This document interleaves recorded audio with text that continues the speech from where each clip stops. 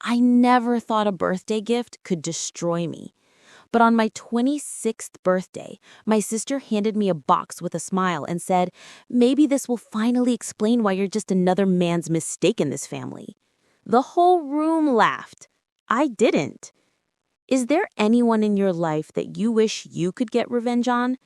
Tell me in the comments who that person is and what they did. I'd really like to know your story. And please don't forget to like and subscribe so I can continue bringing you these stories. Your support helps me keep creating and sharing new content for you. My name is Elena Voss, and this is the story of how my own sister humiliated me on my birthday and how that one joke eventually destroyed the entire family. I was always treated differently in my family. My younger sister, Isabella, was the favorite. She was outgoing, beautiful, and knew exactly how to please our parents. I, on the other hand, was quiet and serious. My mother, Margaret, would often say things like, "Elena has always been different." My father, Richard, rarely defended me. He would just stay silent or change the subject. Over the years, I learned to stay in the background. I studied hard, got a good job as a financial analyst, and tried to stay out of family drama. But no matter what I did, I always felt like an outsider in my own home. On my 26th birthday, my family organized a small dinner at home. My sister Isabella was extra sweet that day. She even helped decorate the house and bought a cake. I was genuinely surprised and happy. After we cut the cake, Isabella handed me a nicely wrapped box. "Open it," she said with a big smile. "I got you something special this year." I opened the box in front of everyone. Inside was a DNA test kit. The entire room went quiet for a second. Then my sister burst out laughing. "Maybe this will finally explain why you're just another man's mistake in this family," she said loudly. My mother chuckled. My father looked away. My brother smirked. I stood there, holding the DNA test kit, feeling like someone had slapped me across the face. My own sister had just called me illegitimate in front of the whole family, and they were laughing. I didn't cry. I didn't shout. I just quietly put the box down on the table and said, "Thank you for the gift, Isabella." Then I turned around and walked out of the house. That night, as I sat alone in my apartment, I kept staring at the DNA test kit. Something inside me had shifted. For years, I had ignored the way my family treated me. I had made excuses for them. But this time, something felt different. I didn't know it yet, but that DNA test was going to change everything. Because what none of us knew at that time was that the biggest secret in our family wasn't about me. It was about someone else entirely. After that humiliating birthday night, I didn't speak to my family for 2 weeks. The DNA test kit sat on my kitchen counter like a silent accusation. Every time I looked at it, I felt a strange mix of anger and doubt. Eventually, I decided to take the test. Not because I believed Isabella's words, but because I wanted to shut her up once and for all. I sent the sample and waited. 3 weeks later, the results came in my email. I opened them, expecting to see proof that I was Richard Voss's daughter. Instead, the report clearly stated that I was not biologically related to him. I read it again and again. My hands were shaking. If Richard wasn't my father, then who was? And why had my mother never told me? That same night, I called her. She picked up after several rings. "Elena?" she said, sounding irritated. "What do you want?" "I took the DNA test," I said quietly. There was a long pause. "What did it say?" she finally asked, her voice suddenly tense. "It said Richard is not my biological father." The silence on the other end was heavy. "Mom," I said, "is this true?" She stayed quiet for almost 10 seconds before replying. "Come to the house tomorrow. We'll talk." She ended the call. The next day, I went to my family home. My mother was waiting in the living room. My sister, Isabella, was also there, sitting with her arms crossed. I sat down and looked directly at my mother. "Is it true?" I asked. Richard isn't my real father? My mother stared at the floor for a moment, then nodded slowly. No, she said. He's not. Isabella's head snapped toward her. What? She said in shock. Mom, what are you saying? My mother ignored her and continued speaking to me. Your real father was someone I met before I married Richard. It was a mistake. When I found out I was pregnant, I was already engaged to Richard, so I told him the baby was his. He never questioned it. I felt like I couldn't breathe. So all these years, I've been living a complete lie? I asked. My mother nodded again. I thought it would be better this way. Richard accepted you. He gave you his name. I thought that was enough. Isabella suddenly stood up, furious. Wait a second, she said. If Elena isn't Dad's real daughter, then she has no right to anything in this family. That inheritance should only belong to his real children. My mother shot her a sharp look but didn't say anything. I looked at both of them and felt something break inside me. All these years, I had tried so hard to be accepted by this family.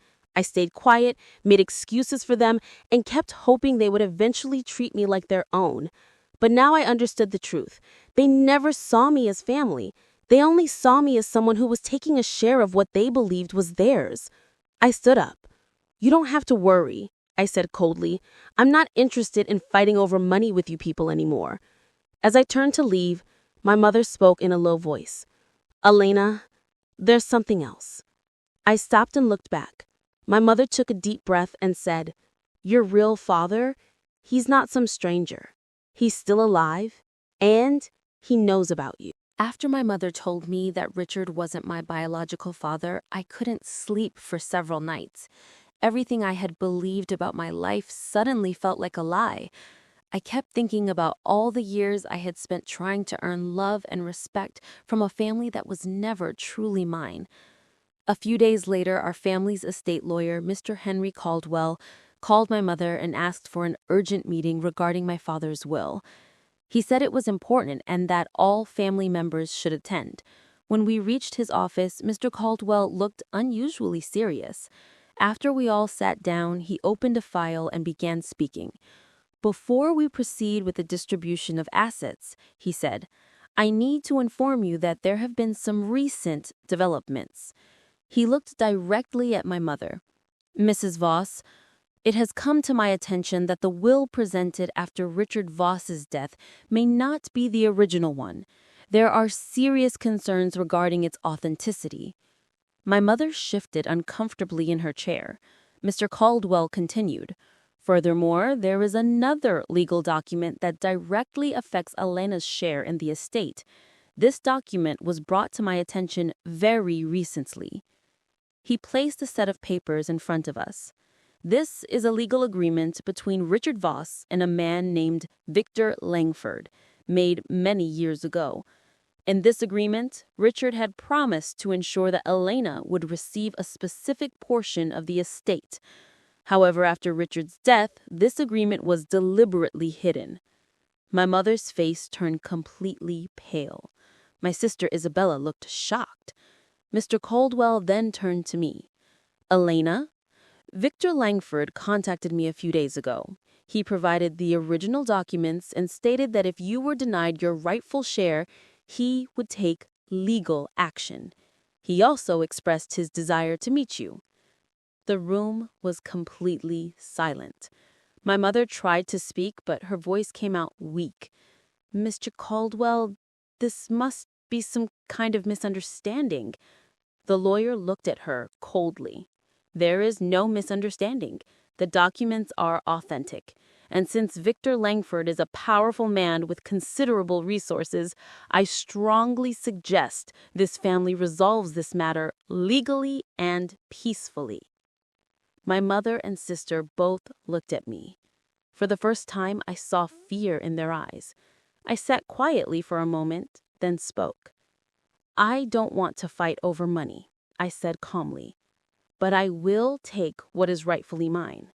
Not because I'm greedy, but because all of you tried so hard to take it away from me. I stood up and picked up my bag. From today onwards, I don't consider myself part of this family. and I don't want any of you in my life either." I walked out of the office without looking back. Over the next few weeks, everything fell apart for them. My mother and sister tried to challenge the documents, but they had no strong legal ground. Victor Langford's agreement with my father was valid, and I was entitled to my share. Eventually, I received my rightful portion of the inheritance. I sold the beach house and used the money to start fresh in a new city. I cut off all contact with my mother and sister. They tried reaching out a few times, but I never responded. As for my real father, Victor Langford, I did meet him once. He was an older man with kind but tired eyes. He told me he had been watching me from a distance for years, but stayed away because of the promise he made to Richard. He apologized for not being there, but I told him I didn't blame him.